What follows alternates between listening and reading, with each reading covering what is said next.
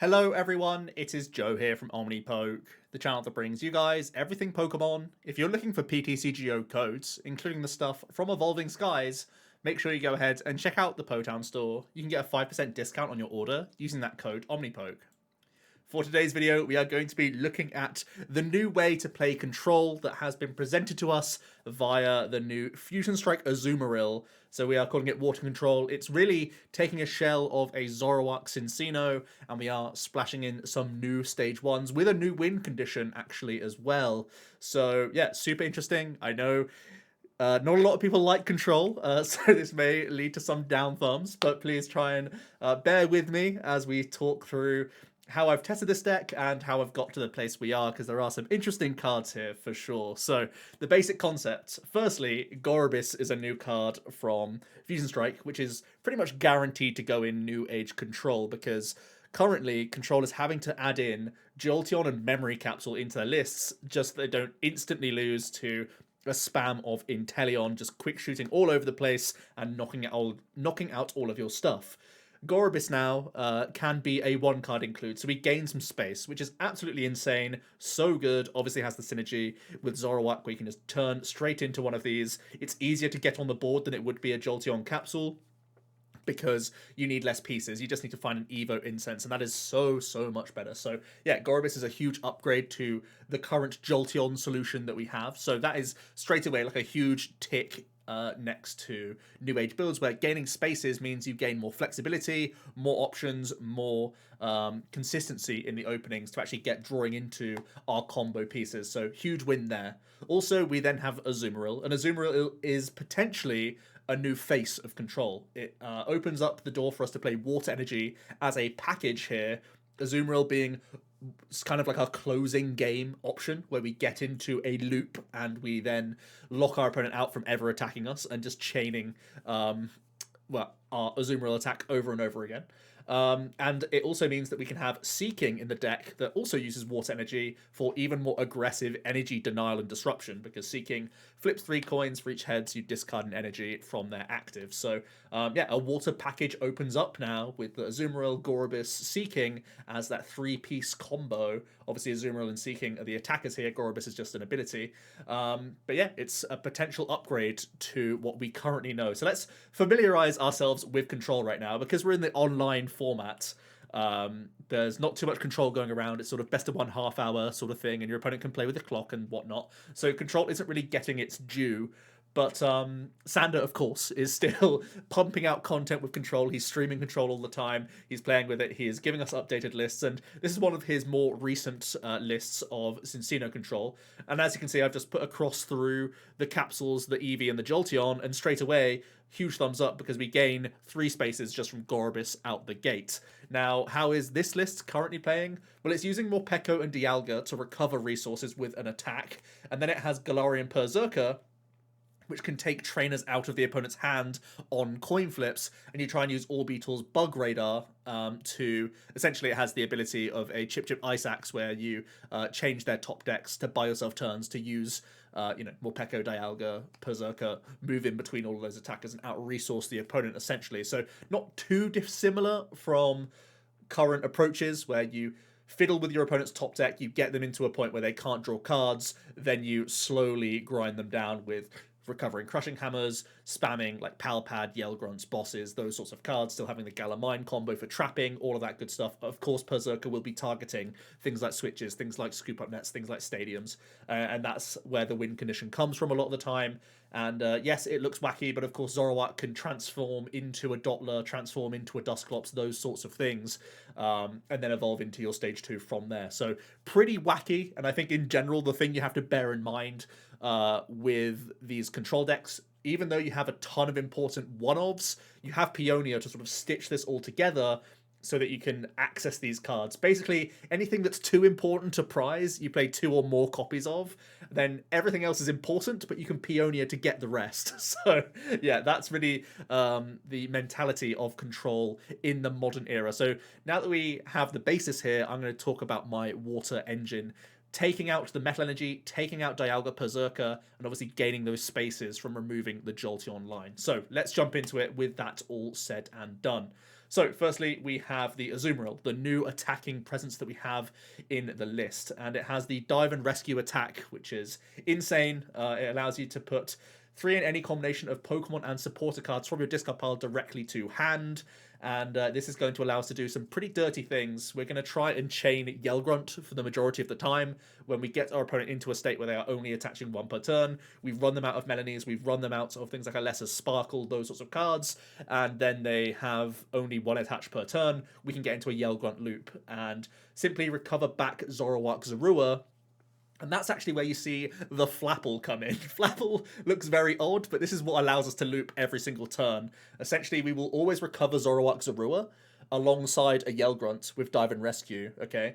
And then you're going to be replacing your Zoroark with Flapple and then apple dropping back into the deck so you prevent your deck out. That is going to be the option here. So Flapple constantly places itself back on top of the deck.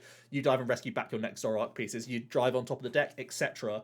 You can even manually attach to Flapple because it's not a coming into play effect, it's a once during your turn effect. So once you've Zoroarked into a Flapple, you can then turn attach to Flapple if you need to then gain 2 cards back into your deck as well to give yourself an additional buffer of not decking out. So Flapple is going to be our way to maintain a Grunt every single turn without having to break the lock, because before I had a Flapple in here, I actually had to spend turns using things like Marnie to prevent myself from deck out. So the Flapple option in combination with Dive and Rescue, constantly recovering Zoroark as well as your supporter, is your late game win condition. That is the point we're trying to get to, where our opponent just simply can't attack us any longer. We can't deck out, they're drawing a card each turn, they're attaching an energy each turn, that's all they can do.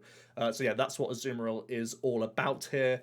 Even in the mid game, this can be useful. It recovers draw supporters, it recovers boss's orders, it recovers Grunts. Even when we're not in the loop, it can be a useful supporter to recover. So Diving Rescue is our late game finish, as well as going to be decent in the early turns, but usually you look towards Seaking in the opening, where you just aggressively attack the energy cards. The Gorebyss I've already mentioned, this is the answer to Quick Shooting Inteleon, otherwise it's going to be a huge issue for you. You simply cancel out the Rapid Strike abilities. This also covers the new Rapid Strike Inteleon VMAX, which is obviously very helpful. So yeah, preventing all of that easy damage that they can spread on us just via this Gorebyss is a huge upgrade to Jolteon. Then we have the Seaking. Ripping Horn pretty much speaks for itself. Flip 3 coins for each heads, discard an energy from your opponent's active Pokemon. Obviously very solid here. We're going to try and remove energies. There's a ton of 2 and 3 energy attacking decks out there, so combining Seaking with Grunts, with Crushing Hammers, with Fan of Waves, with Flanneries, all of those options we have in the deck, even with only like 1 heads flips at times, that can be beneficial. And if ever you go haywire with flips, obviously it's going to be a big upgrade for you. Seaking is likely going to be our early game option when we're trying to defend against our opponent, run them out of energy cards in those openings, until we get to a stage where there's no energy in play, they have no more energy burst, and they only have 1 attachment per turn, and then we can get into the Dive and Rescue combo. So yeah, I've talked about Flapple, it's insane. If need be, it also has Acid Spray for extra discard, but I've never actually had 2 energies on him. Then you have the 1/1 Dusknoir line. Dusclops can confuse for a colorless attack cost, so it is actually usable here when you are in a panic state, so don't forget that. It's certainly the best Dusclops we have. Dusknoir, however, is an awesome ability. Spectral Breach, all special energy attached to Pokemon, provide colorless and have no other effect. So this is going to be shutting down a Rapid Strike energy, which is super duper important for like the Sylveon matchup and the Rapid Strike Urshifu matchups, so they can't just be pinging you all over the place with Rapid Flow. This is our best defense that we have. It's obviously going to slow down like a ton of other decks as well. Dragapult has far less usable energy, where their horrors become colorless cost. Jolteon loses the draw from the lightning energy, the speed lightning, and obviously you can shut down Single Strike almost altogether as well, actually, especially with Gengar needing a 3 dark energy attack cost. Their Single Strike energies become invalid, their hiding darts become invalid, so Dusknoir is a huge defense against a lot of these decks in the format. Then we really just have a ton of draw cards. Snorlax is a great card. Gormandizing to end your turn to draw up to 7 is never a bad deal. It's only a 1-prizer, so sometimes it's a better option early game than Intrepid Sword, but Intrepid Sword is still the bread and butter. But the one thing to note is we have a ton of 1-prize basics that will have 1 retreat cost, so if ever you have access to capture in the opening turns, you can choose to go either Snorlax or Zacian based on where your hand sort of sits and how aggressive your opponent's turn 1 has been, those sorts of things. So Gormandize is certainly a nice option. Then you have the 3/3 Zoroark line.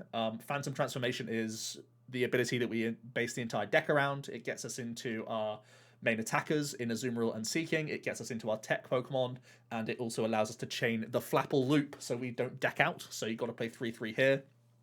Actually, you could go as low as 3-2, but for me, I like the early aggressive option of Seaking. And oftentimes you need to be spending your Evo Incenses on the Cinccinos themselves to start using Make Do to draw cards, but also the Make Do is important to discard Seaking and Azumarill in the opening stages because you want them in the bin so then you can Phantom Transformation into these stage 1s. So yeah, having the slightly higher Zoroark count means you get into Seaking and Azumarill that little bit faster compared to just having 2 copies. 2-2 Cinccino for that Make Do. We have 2 Morpeko. The Gather Food attack is the one we're looking for here, adding an item from our discard pile straight to hand. This can oftentimes be hammers, fans. Scoop Up Net is a one-off that's important here. Getting back Scrapper as well can be important against things like Jolteon. So yeah, some really nice items to recover immediately. And of course, that's the gap in the deck that Azumarill can't recover. Morpeko then fills in that slot. Zacian V, Intrepid Sword is a great end of turn effect when we play so few draw supporters. This is going to keep us topped up with resources and is an option for us throughout the early and mid game. And Mew with that Mysterious Tail gives us early access to Level Ball, Quick Ball, obviously a big one to get Zacian going, as well as fans, hammers, these defensive cards here and there. So yeah, Mew also great at slowing down the opponent and getting us into play in the opening stages. And you'd much rather a Mew go down in the active position than the likes of Zorua, Minccino, those sorts of cards. So yeah, a great thing to throw into the active, get a little bit of value, get knocked out, sure, but at the very least it's helped you push deeper into the deck in those opening turns. Onto the trainers then. We play 1 copy of Ordinary Rod. Yes, we have Azumarill, but this allows us to recover energy cards, which is super important to maintain our water, to attack with our Pokemon, and also it's putting stuff back into the deck, which is also helpful for preventing deck out. We can try an Ordinary Rod plus Morpeko for a few turns if we are trying to avoid our own deck out. And Ordinary Rod is another way to get back things like Zoroark, Zorua, Cinccino, those sorts of cards in those opening stages. Scrapper, obviously a big for when we are going for a trapping approach, which is against some archetypes where you can remove balloons. You can also remove elemental badges from Jolteons, which effectively increases their attack cost by 1 again. So yeah, pretty handy there. Scoop Up Net, picking up our Pokemon is always decent. It's one of our best switch outs because you don't have to spend a supporter to do it. Works on everything but Zacian. Couple copies of Fan and 4 Crushing Hammers. These are like tempo removal cards where we get into that position where you want to get to 0 energy on the board so you can start doing your Yell Grunt spam. Sometimes these are important enough to recover with Morpeko, but oftentimes they're like slow the opponent down, get the likes of Urshifu, get the likes of Dragapult away from like a turn 2 attack plus spread option. That's where you really things get dangerous and your board can be picked apart. So it's really important to access these early. That's why you have a high count of these, because you just want to remove attachments so you're not getting destroyed by early game spread. For the most part, that's the thing you're afraid of. But in general, tempo removal of Fan, there's so much special energy right now. It's such a powerful card, and it can be a really good recovery piece for Morpeko. 2 Quick Ball, 3 Incense, 4 Level Ball. These are all outs to our Pokemon.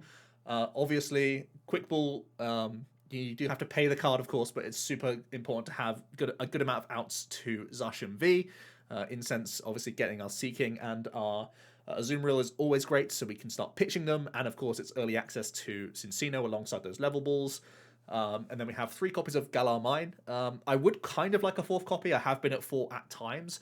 Right now, I have been oftentimes going for a Yell Grunt spam more often than a trapping boss spam. But still having these as a counter stadium is always a good option to remove things like Path, so you can use Zacian to continue to draw cards with Intrepid. And it's obviously disruptive for decks that have burst acceleration and you want to simply run them out of switch cards instead. This can be preferable against certain Melanie variants, where oftentimes they only play like a couple copies of Scoop Up Net. You can sometimes just Galar Mine, trap them over and over again with Boss's Orders. And of course, Azumarill can open itself up to recover Boss if need be, if you prefer that to an Energy Denial spam. So it does open the door, and even though we only play 3 copies, we can still win Stadium Wars with this deck because we play Sidney and we play Flannery. So yeah, pretty nice with the 3 copies. I think that should be plenty.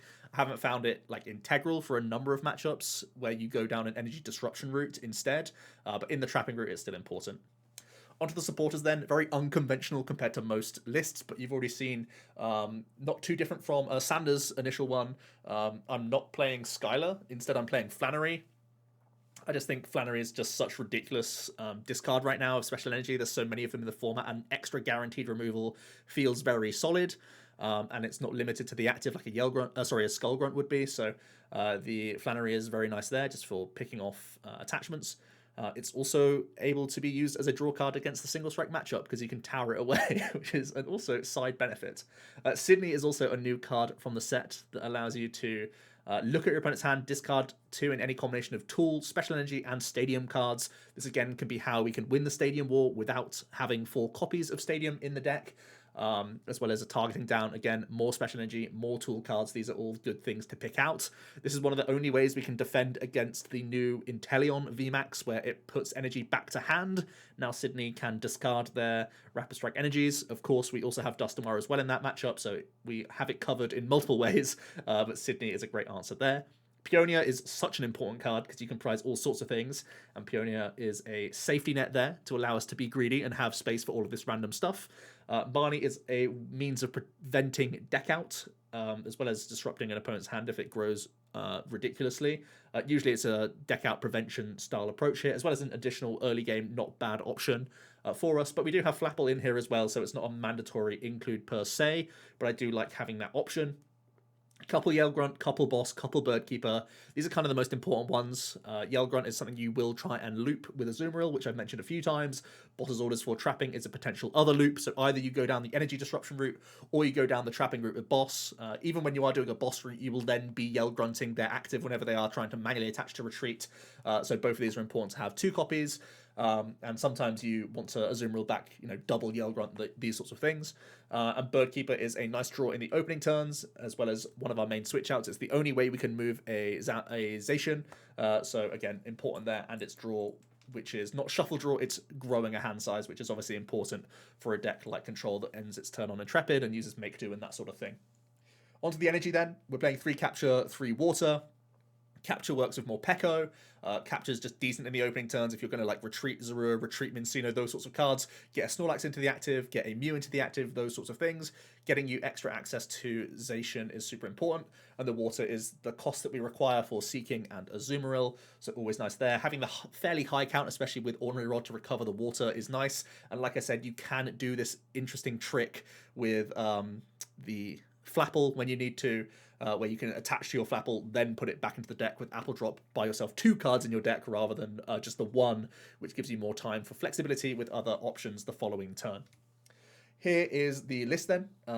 Pause now if you want to, but yeah, it will be in the description below as well. Onto the tech options. Wow, this could take a long time. Control is vast and has a ton of different options, especially when we have this Zoroark package. Pokemon-wise, there's a few basics you can think about. Stunfisk can be a nice Pokemon to throw into the active position. Bunnelby is active mill. Hawlucha discards even more special energy if you want it to be an option from the new set. For stage 1s, obviously Altaria can get the specific supporter into hand in the opening stages.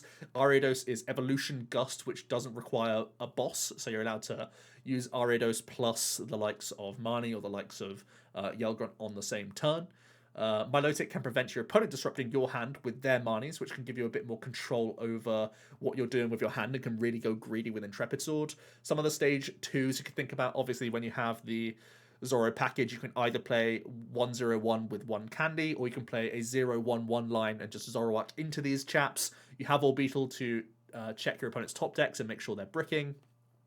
You have Obstagoon, which can force your opponent to discard their hand down to 4 cards, which is constantly trying to hit targets. Obviously, the opponent is in control of what's going here rather than yourself, but you're still making them remove resources from themselves and making them play a lot of the time, which is, again, a pretty reasonable option here. So they can't just sit around doing nothing. They have to, use their researches, use their Marnies to dig deeper into their own deck, which gets you closer to your own win condition. Crabominable is another potential water package style card now that we are playing that color energy. It discards 2 cards on the top of the opponent's deck instead of the 1 from Bunnelby, so it is even more aggressive. It's another 2-prizer, which I'm scared of starting, which is why it was initially in the list, but also is currently not. in best of 130 minutes, I think Abominable might be a necessary evil to have. I'd probably try and pair it with Cape to give yourself that little bit more survivability into some matchups. But Trigger Avalanche is a decent way to close out games and pressurize the opponents. And sometimes, especially when you combine it with Orbeetle, you can make sure you're discarding important resources to push yourself closer to that win. There's potential for Smeargle Cross Switcher being a package where you just use Sketching Trash for switchers. This gives you extra switch outs yourself instead of just relying on Birdkeeper. And it also means you can be, again, gusting without the need of Boss, similar to the Ariados here. I think I'd actually prefer the Ariados package personally, even though it only hits evolutions. Path may be an important include now that Genesect is such a powerful draw engine. It could give you a better time at slowing down Fusion Strike decks. Boost Shake could be a way that you can get into Dusknoir that little bit earlier. I think I'd only incorporate Boost Shake if I was playing multiple stage 2s, however, so right now it's not in the list. Yellowhorn for that 50-50 of forcing, the opponent to, they have to flip the coin to attack, or they have to spend their switch cards, which is something you actively try and hit. I think the Yellowhorn is stronger in the Berserker list, where you're trying to actively hit more switch cards from their hand, so you can go down a boss route. So right now it's not in a list that's more focused on energy denial. Palpad is an option. It's more sort of training wheels, though, for me, because Azumarill is already going to recover these supporters direct to hand, and we have Flapple now to prevent deck out. I prefer this to Palpad, which is not a long-term solution to deck out. I think the Flapple is actually going to be stronger. Bruno's an interesting one. Just like the Flannery, it can be used just to pitch and draw 2 cards against single strike matchups with Tower. But also it's a way to prevent deck out without using Marnie. So you can shuffle and draw 4, even when you're in the lock. And when it's the opening turns, it's a great shuffle draw 7 to get you access to a ton of cards. So a decent include here as an additional supporter in the list. So yeah, ton of options. Control will always find these weird niche cards that shouldn't ever see play, and they serve a very specific purpose. So I'm sure I'm missing more on the slide. I'm sure you could tell me more that could go into this list, so I'll hear it all down below. But onto the matchup overview. I think from what I've tested so far, I think my biggest concerns are Suicune decks and Urshifu decks. I think against Jolteon and Dragger, you are concerned about the early game. That's where things can get dicey. If they're able to Max Phantom a couple times or Thunder Rumble a couple of times, then things can get real scary because you're not drawing as many cards as you want. They're disrupting your engine. That's the biggest issue here. As long as your engine isn't touched, you can survive. But the Jolteon, the Dragapult, and the Urshifu most effectively, I think, can target down your energy very, very aggressively. The reason why I have Urshifu is like the only sort of token bad matchup is if people continue to play Melanie Urshifu, we are in a really bad spot because they have burst acceleration to get to rapid flow, whereas the Dragapult and the Jolteon, they don't have that same burst acceleration, so they can catch you off guard a few times, whereas the Dragapult and the Jolteon, you can get them into that state where you slow them down, it comes back into your control. Yes, a Dragapult can shred each turn, but that's not scary damage output. You can really put the brakes on the other decks, whereas a Melanie Urshifu, yeah, that guy doesn't slow down for many turns. They can just disrupt your engine quite aggressively. Yes, they're discarding a ton of energy in the process with the rapid flow, but sometimes it could be enough just to push through and take those prizes without too much of a headache, especially because they can target down the Milotic very easily, and then their quick shootings can be their finishing option. So that's something to be aware of. And Suicune, again, can be pretty dangerous. They have a lot of nets, and if they are playing things like Floatstone and stuff like that as well, they have a lot of switch outs, and they have their own Melanie burst acceleration, so the constant use of Seaking and whatnot isn't necessarily slowing them down. It gets rid of resources, which is nice, but it doesn't stop the bleeding of prizes, if you catch my drift, so that's something to bear in mind. Of course, it's one of the other matchups where they're going to be using Inteleon, so that forces one of your Zoroarks to become a Gorebyss, and it just puts more pressure on you in those opening stages. And they constantly have fleet-footed as well, so they're constantly going to be drawing cards and making sure that they have a lot going for themselves. Right now, we're not playing that path, like I said, and that could slightly improve the Suicune to, again, try and stem that bleeding that little bit. Against most other matchups, I think you should be in the clear here. I think Inteleon's one of your easier matchups. Mew has been reasonable for me so far. It's not super easy because they have Energy Mixer on the regular Mew V, and they have Burst Acceleration from a lesser Sparkle, but that's a limited time use sort of deal, and they are very special energy focused. I think Genesect is a super easy matchup. Gengar Umbreon is one of the matchups where you try and trap stuff and use your Dusknoir efficiently. Dragapult and Jolteon, like I said, they have a kind of spooky opening, but if you can put the halt on them, then you just get into a loop where you basically can't lose the game, which is really nice. And yeah, Inteleon, like I said, one of your easier ones. So Not flawless, but I think you have a good amount of matchups which are favorable here to warrant thinking about water control being a new age archetype right now. So on to my closing thoughts. I'm a fan of the water package. I think it has a ton of legs to it, and it's something that I'm still tweaking as I go. I've only really had like 5 or so games with this list right now, and I've made a few tweaks here and there as I've gone. I've tried lots of different training cards. I've tried lots of different tech stage 1 and 2s here, so it's kind of fluid right now. So this may not be the final list that we end up at, but the concept is certainly here, and I think it's comparable, and personally I think stronger than the metal package that we currently have in the game, as being a sort of checkmate position that you can create for yourself with that Azumarill looping Yell Grunt. So I think it's comparable, and I think for me it's going to be a strongest option for how control looks in the new format. Regardless, though, Gorebyss is a godsend. It opens up space for you, and whenever you can buy space, it's extra consistency to get early Zacian. It's early outs to, you know, having basic Pokemon sit in the active that aren't Minccinos, that aren't Zoruas, so you can actually get into the game. It's extra ball searches, extra supporters for draw, because right now we're playing so few. So any welcome space is fantastic for Gorebyss. Thank you for listening. Talking about control this whole time isn't for everyone, so thanks for sticking around if you did, and I'll be back with a more conventional deck from Fusion Strike tomorrow. Cheers.